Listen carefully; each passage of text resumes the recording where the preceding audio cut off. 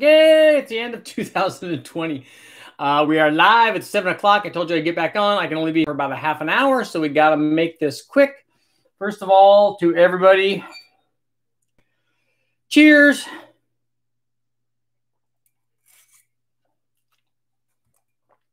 It's good stuff. Good stuff. So what are you guys doing? I hope everybody's staying safe and having fun tonight and don't get too crazy.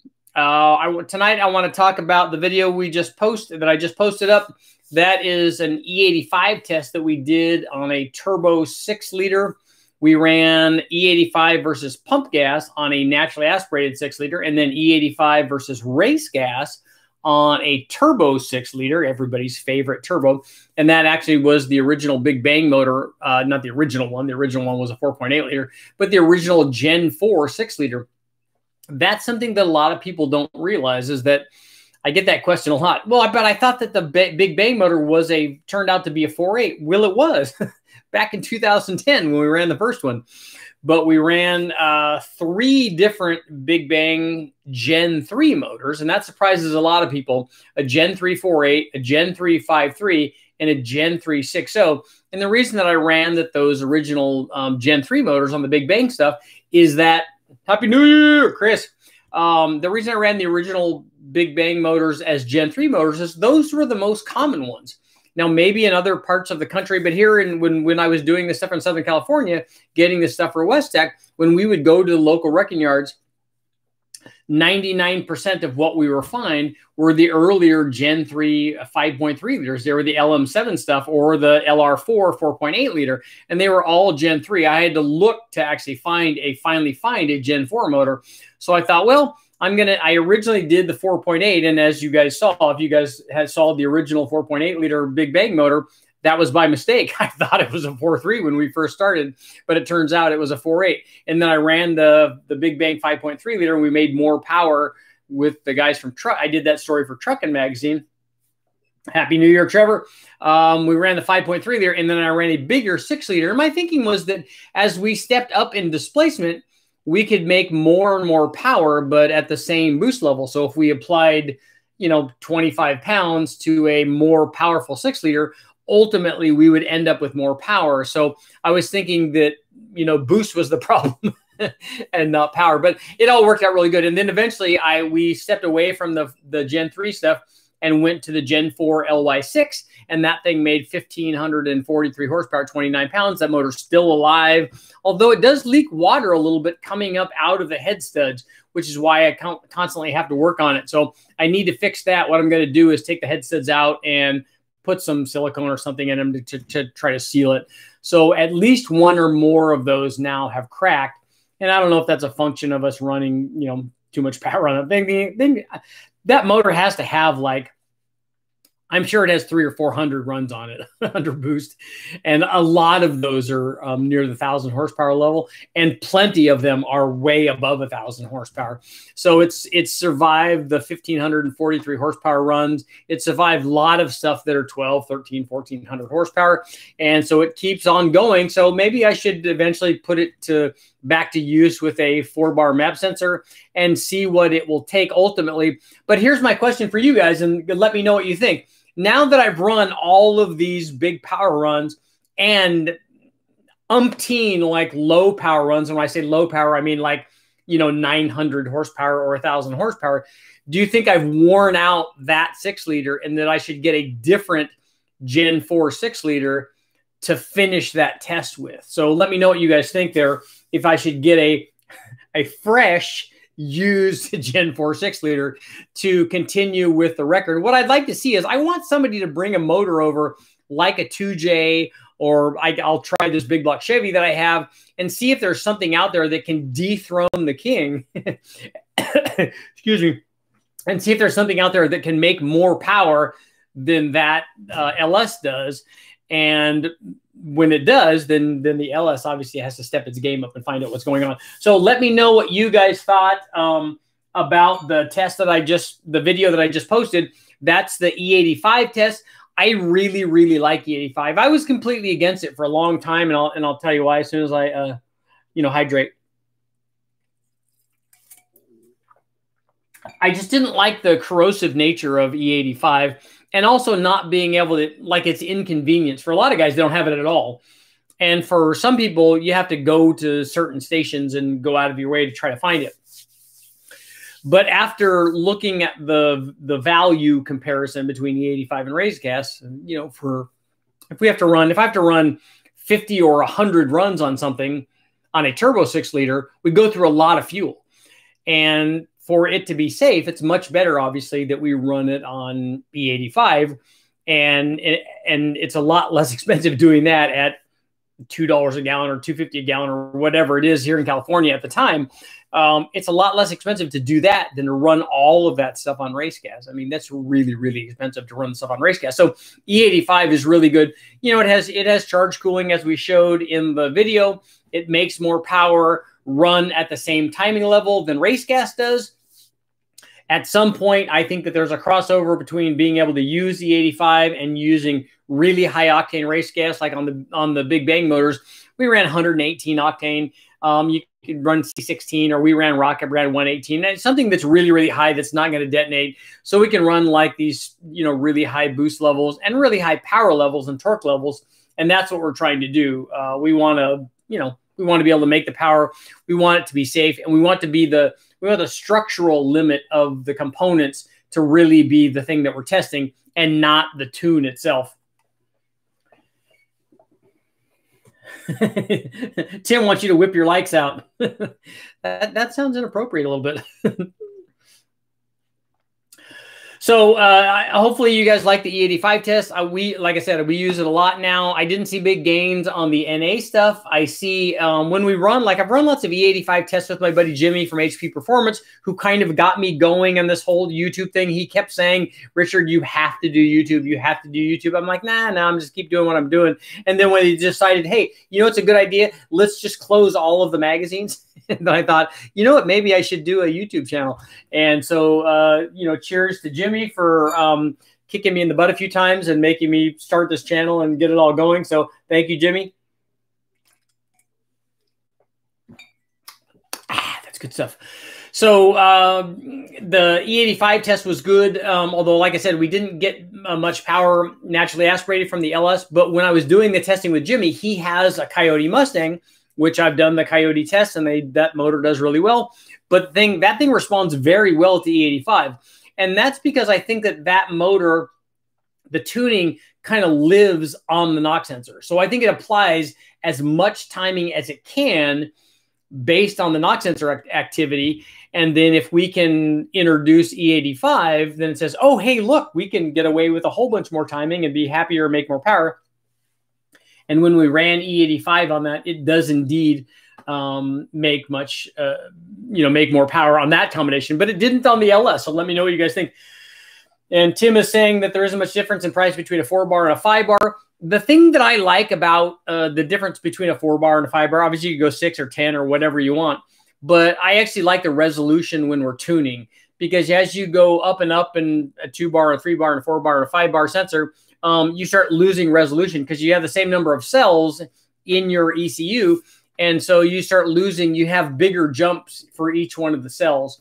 So I like to have the resolution. I like to have as much resolution as we can for whatever boost level we're running. But obviously the 3-bar was not enough when we ran the LS. But hey, who knew? Who knew I'd run out of available like tuning ability with a 3-bar man sensor at 1,543 horsepower on the 6-liter. And I think I could do even better, because I'll put together a different NA combination. I don't think I'll use the Sniper race manifold, and I think I'll use a different camshaft, and I think it will make more power ultimately. And I think I'll probably run a little bit more RPM with it as well. So it'll be interesting to see and figure out how much power we can make.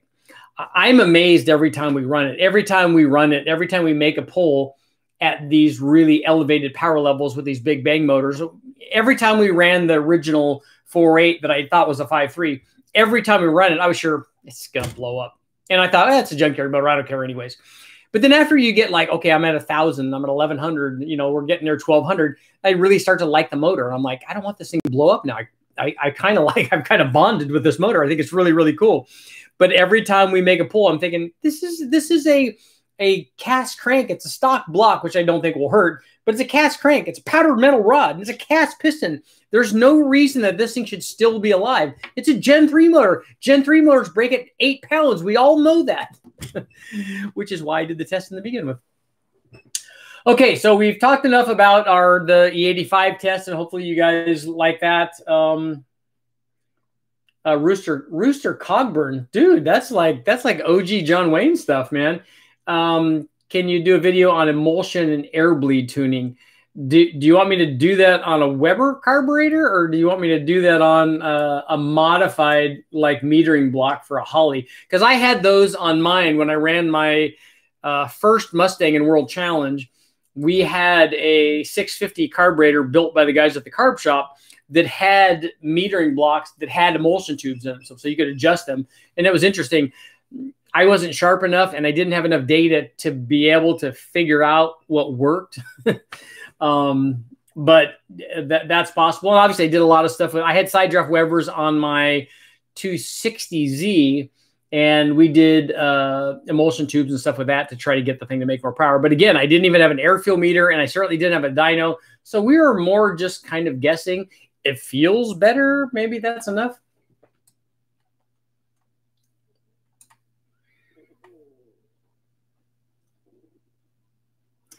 Bob Mother said, I found an 05 G35 for $2,500. And I'm putting a deposit on it. I'm so excited. That's good. Those are cool cars.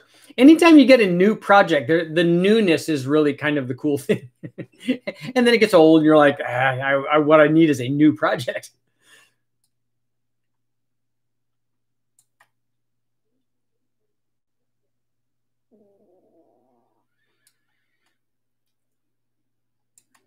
Trevor wants to know, what do you change about an engine when converting to E85? We didn't change anything. We had enough. You have to have enough injector to get the additional fuel flow required by the E85 to achieve the same air-fuel ratio. But so you need a lot more fuel flow. So you have to make sure that you have enough injector flow and enough pump flow. And then I think a lot of the E85 guys also, you have to have an E85 compatible pump and lines. Otherwise, it can become problematic. But after that, then the motor doesn't care that it has E85.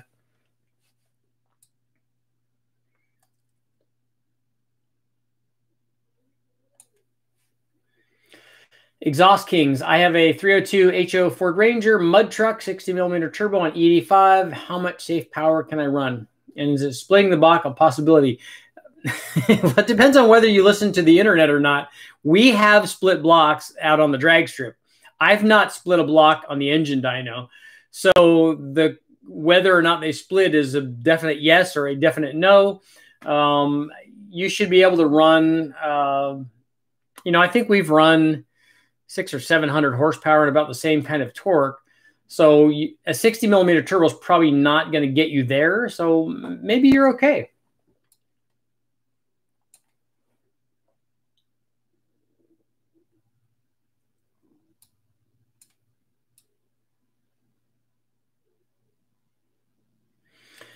Tim says you can split a 302 block. It depends on how much torque you make. I would kind of agree with that. I think it's a torque thing, just like the torque thing that breaks the rods on the LS. I think it's a torque production thing. And we kind of saw that when we did the turbo stuff, because I think the tune was kind of spot on when I was doing the stuff with the guys from HP Performance. We had a stock 5-liter that we put a turbo on and went out and ran it. And the car went 10s with just a turbo and the stock 5-liter motor, stock cam, stock head, stock throttle body, intake, everything. And then we did a modified version of that motor with heads, cam, and intake. And then we split the block at the same boost. So it made a lot more power. It made a lot more power. NA, obviously, heads, cam, and intake. You can easily do 100 or more horsepower. Probably was closer to 175 or so. And then you get even more under boost. So it made a lot of power. And, since we went 1090s or something with that car, and with just the turbo on it, with one power adder, and obviously we had a fuel pump and that kind of stuff. But when we put heads, cam, and intake on it, it had the ability to do lots and lots of power. I just don't think the block has enough strength to do that. But maybe there's 5-liter Ford guys out there that know something that I don't.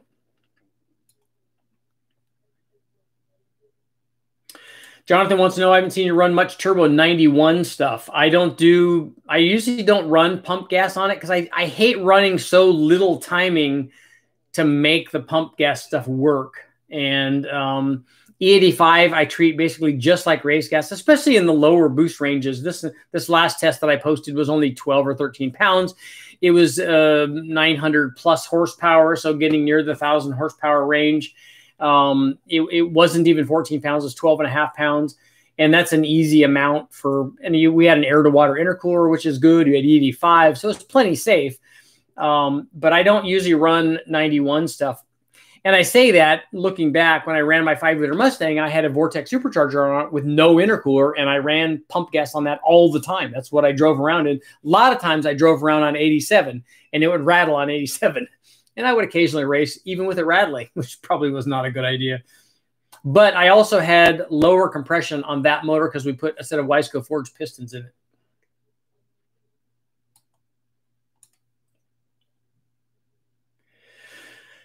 John Needham, you ran 11.7 to 1 air fuel on your E85. Was that maxed out? I thought that the air fuel usually was like 9.7. You're confusing the two scales. The 9.7 is the equivalent of 11.5 on a fuel scale. So we're just saying it differently. We tried richer and leaner on the air fuel meter because we have our air fuel meter adjusts to that. So we're talking about the same thing.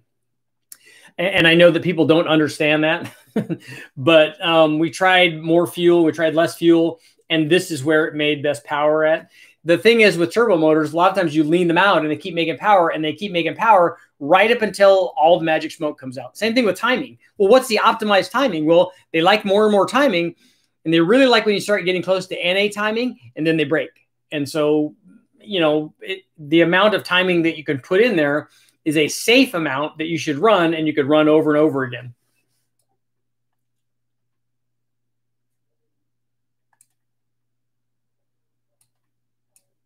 Okay, let's get down here because I only have about 30 minutes because I have drinks with my lovely wife Lisa, who is awesome. We're going to be playing some games with the boys, having some drinks. We ordered some food. We're going to be doing it up on New Year's Eve. Zip Tie wants to know, have you seen the 8 Turbo LS? I have. I think that that's really cool. I've wanted to do one of those for a really, really long time. I'm glad he did it. I think it's cool. I knew it would be a lot of work. And it's just all kinds of awesome. I mean, 1 turbo for each cylinder. Who doesn't want that? I can remember talking way back when I had my first split bumper Camaro, talking to guys about how you could add 250 horsepower if you put a big 671 blower on there. I mean, we didn't know anything. We didn't know anything about cars. And so you want to add a blower for each cylinder so you can add 250 horsepower to each cylinder because, again, we didn't know anything about motors. But, yeah, the individual turbo thing is cool. What I want to do is I want to make 2 stock exhaust manifolds feeding a Y pipe that goes straight across in the front. And then what I want to do is have start adding turbos onto the Y pipe. So I want to run it with 1 turbo, and then I want to run with 2, and then 3, and get all the way up to 8 and see what the difference is running more and more turbos to find out how many turbos we can actually spool. So now I'm trying to figure out which turbos I use to do that test. Like, should I use big turbos and run a whole bunch of those? Because we'll get to a point where we can't spool them. Or should I use small turbos? But I just think it would be interesting, and I have figured out a way to get them all capped off and run into the same discharge tube and all that stuff, which that all by itself is like super cool. But it will just be neat to see 1 and then 2 and then 4 and then 6 and then 8, and that would be kind of interesting. So it'll be interesting to see what changes we have in the spool rate and the eventual power output. Because obviously if we run 1 turbo that is like let's say we run 1 GT35 turbo, and it's a 500 horsepower turbo, and we have a 500 horsepower motor, well, it's not going to do very much. Once you have the second one, good things are going to start to happen. And then the third one and the fourth one, the fifth one, and then pretty soon it just becomes, can we spool all of these turbos? And it's a big gee whiz kind of YouTube kind of thing.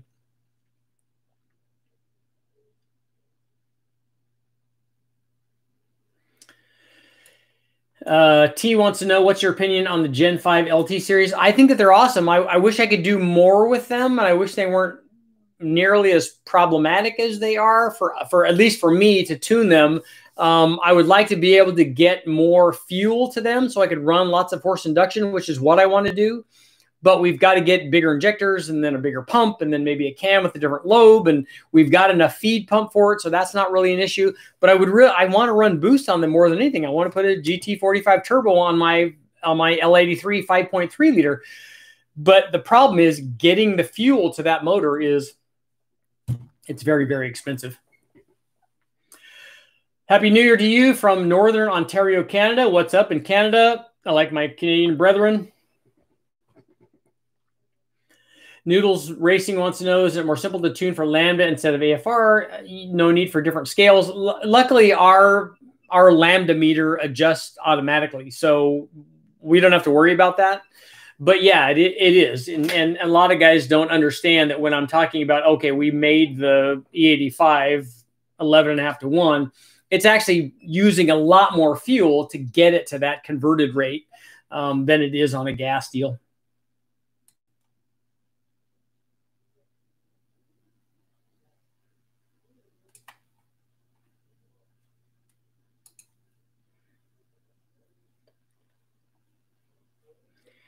Tim says that 8 turbo combination is a tuner's nightmare. I don't think it would be. I think as long as you get all the boost going into the manifold, the tuning part of it shouldn't be that big of a problem, really.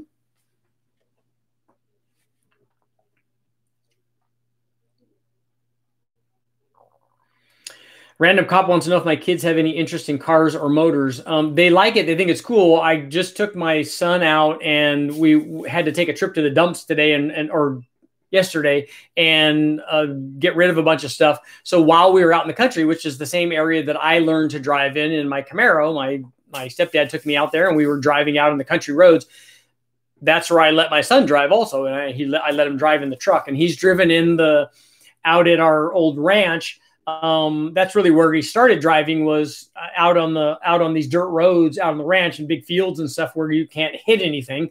So he gets a feel for, loose surface and learning to turn and learning to stop and brake and all that stuff. So I'm sure that they'll get interested in cars once he learns how to drive, but not in modifying them, at least not yet. Although I say that right now, if I go outside this door, we are watching Ford versus Ferrari, which they love. And they love hearing all the backstories about how you don't want to flat spot your tires and how Shelby actually stole the stopwatches from Ferrari and stuff. It's really cool.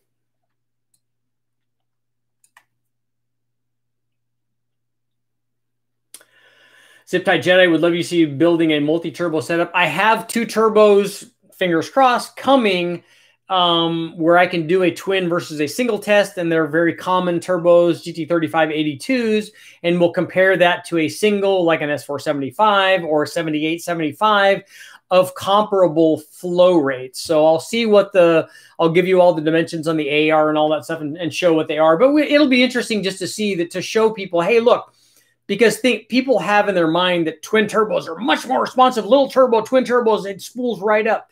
Except you're only using half of the exhaust to get to that turbo. So you're using half the exhaust to get a smaller turbo. Is the spool rate the same? We'll find out all that stuff. And then when we do that, I'll also be able to do the remote turbo testing as well. And this is on a 4.8, which is probably going to be the worst combination to do a remote test on, because it has the least amount of exhaust flow. Brandon says he's building a Mustang with a 5.3 carburetor blow-through eBay GT45, sloppy stage 2 on E85. I have an Edelbrock 650. I've never tried to, I take that back. We've tried to run an Edelbrock as a blow-through carburetor one time on the V6 with a torque storm, and I was not successful. Although I have to say, all I did was put the hat on there and try to run it. And we obviously had a boost reference line going to the regulator so that we had enough fuel pressure going to the carburetor and stuff, but we could not get it to work, at least not at the power level that we were at. I didn't take the carburetor apart. I didn't try to drill anything or change anything. We just wanted to see if it would work at that low power level. And in that case, it did not. So good luck to you, and let me know what happens. Gene wants me to answer his question on variable valve timing for a 4.6 liter 2 valve. I didn't see your question, so if you can ask it again, let me know and I'll try to answer it. I like variable valve timing. It's really good for low speed and high speed stuff. The Gen 5 L83 stuff is really cool. The broadness of the torque curve on an L83, I put a video up of comparing a 5.3 liter LM7 to an L83 and then also to a 6 liter. And the L83 makes a really impressive like torque curve.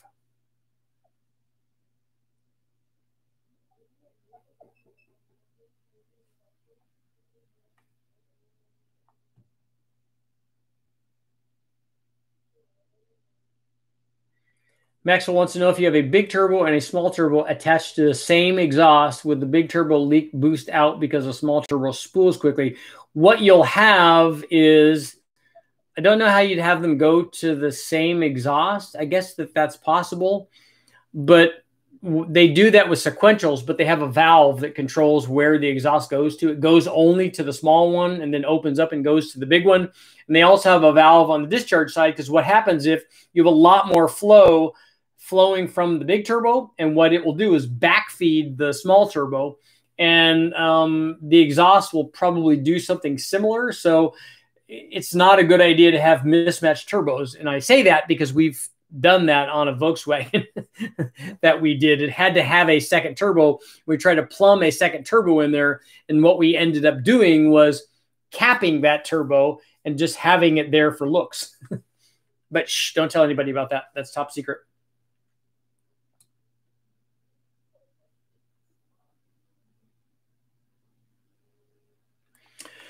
Phil Davis wants to know, have you ever done an in-depth tune video? No, and I've said this a bunch, so maybe you haven't been following this. I'm not a tuner. I don't remote tune. I don't tune people's stuff. I don't tune for a living. I only tune the stuff that I run on the dyno.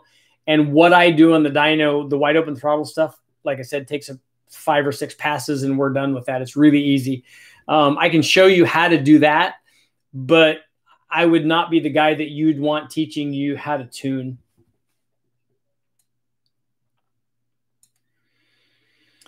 Rick Rack 78, is it better to run lower compression so you can turn up the boost, or run higher compression and run less boost? Well, that's an interesting question, and really it's a function of the octane and the detonation threshold. And unfortunately, that's a gray question, and you want a black and white answer, and I don't have that. I don't know. I tend to think that lower compression and more boost is probably better. But again, it's octane and timing also are in there, because all of those things affect it. And then if you soften the chambers, which is really helpful, that also changes things. So you have a whole dynamic equation there that's kind of hard to answer for. But I do know what I can answer. And the question is, should I have another drink? And the answer is yes. I'm spilling.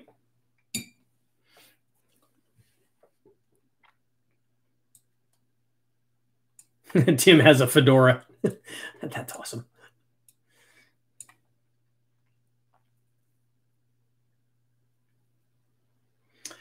Junkyard King, I put a turbo on a lawn tractor today and a boost reference a fuel tank. Well, of course you did. That's, if you're going to do a lawn tractor, you definitely have to do that.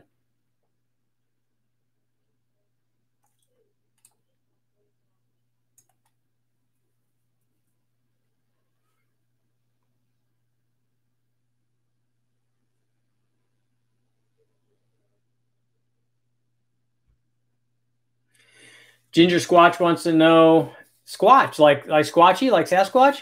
That's awesome. Do you think that GM and Honda collaboration could result in a double overcam VTEC like V8, which would be awesome? That would be cool to have displacement and VTEC and then variable cam timing. And then obviously you have to have boost on there too. Then you can have all of the cool things. And then I guess you could toss in, you know, direct injection and staged injection and all kinds of other cool things. But yeah, that would be cool, because VTEC is really cool. I remember when I first learned about VTEC, I was having a discussion with my crew chief buddy, Bernie Van Hammond, maybe the smartest guy that I know of. And I was explaining to him what VTEC was. And he's like, that'll never work. And I said the same thing. It's going to switch between cam profiles. I said, that's not going to last. Apparently the Honda engineers know a lot more than I do about that because it is awesome. And then when you combine multiple cam lobes, because that's really the cool thing. When I do a cam test and you see, okay, this cam makes more down low and this cam makes more at top, the ideal thing is to have both of those cam profiles, which is what VTEC has. And then you see like, hey, but if we advance the cam, it does this. And if we retard the cam, it does this. The best thing is to have like not just both of that, but all of that, because it changes as you go through the RPM range. So that if you can combine all of that, that's like really, really good. And then you can have an infinitely variable intake runner length, and and obviously the ultimate setup of VTEC and variable cam is to have like solenoid controlled valve actuation, so that you can have an infinite range of lift and an infinite range of duration, so you can program whatever cam profile basically that you want into there. That would be the ideal thing. And then, but we're never going to have any of that. We're going to have electric motors. I have 2 minutes left, and then I have to get going. Do you have a favorite junkyard 6-liter LS for boost? The one that we ran, the Gen 4 motor, was an LY6, but there's lots of good choices. I think they'll all do the same thing.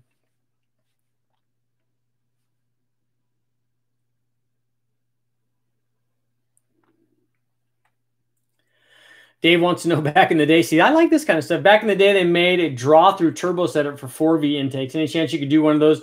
I think what you're thinking of is the Martin turbo system, and that was kind of cool. I remember seeing those back in the day. We were trying to talk my buddy Mark Zanino's dad into putting one of those on his Bronco, because it was a Martin turbo system that they had for those, and that would have been really cool. Because, those things back in the day, you definitely needed power. But they're not ideal, and there's obviously a lot better ways to do that by blowing through the carburetor and stuff. But they do work, and if you have a stock motor and you put that on, it's going to be a big change over a stock motor, but it's just not going to be a big change compared to what guys are doing now. Yes, Koenigsegg has a free valve motor. I've seen that. That's very cool.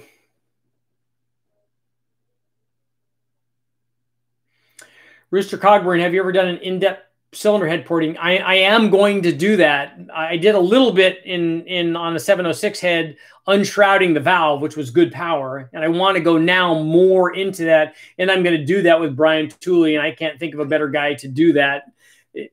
Obviously, he owned Total Engine Airflow, and he's forgotten more about porting than I will ever know. So he'll be a good guy to look over my shoulder and laugh at me and say, do you have any idea what you're doing?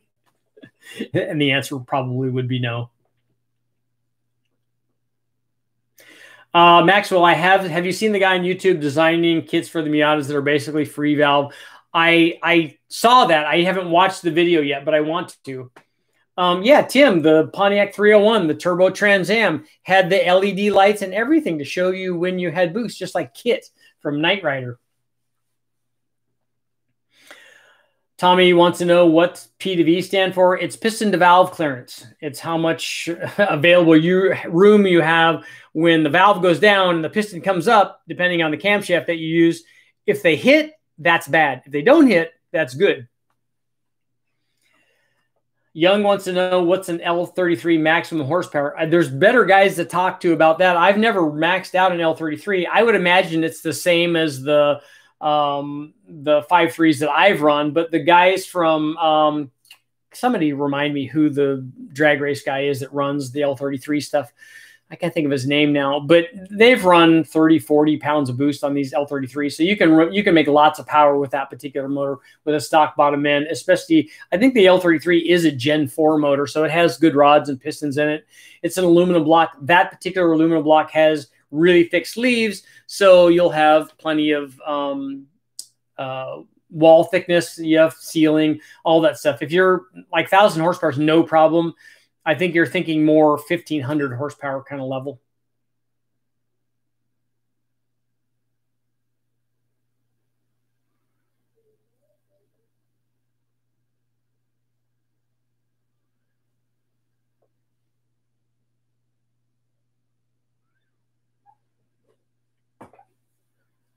Yep. Happy New Year's to everyone. I have to get going. I have a lovely wife. Cheers to everybody. Happy New Year to you guys. I'm glad you guys could share this year with me. This is awesome. I love getting together with you guys. Andy, draw-through systems typically have more lag. I want to run a draw-through system. And I talked to Gale Banks, actually, the guys at Gale Banks, about getting a draw-through turbo because obviously the seals are different. I wanted them to look through all of their old stuff, basically from 1970, and find me a Ray J or some kind of turbo that I could use as a draw-through system because I wanted to mount a big 4-barrel in front of the carburetor and run that as a draw-through system. But they weren't able to get it for me. So if anybody else has a line on a turbo that I can use as a draw-through system, I just want to do it because it's kind of cool and it would be neat and different and new. Happy New Year to everybody. Thank you guys for supporting the channel. I got lots of cool stuff coming up in 2021. You guys stay safe out there, and cheers to everybody.